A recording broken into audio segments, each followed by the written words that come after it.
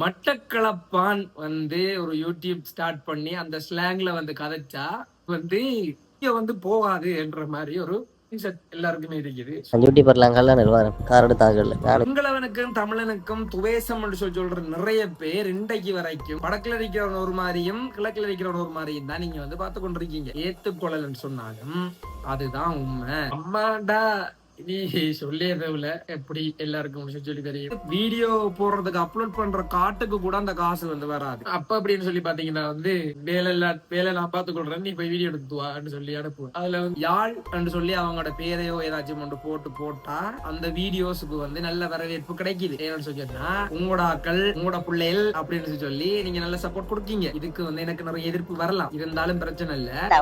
நானும் இந்த கிட்டத்தட்ட எனக்கு தெரிஞ்சு 2016 இருந்து உழைக்கிறேன்.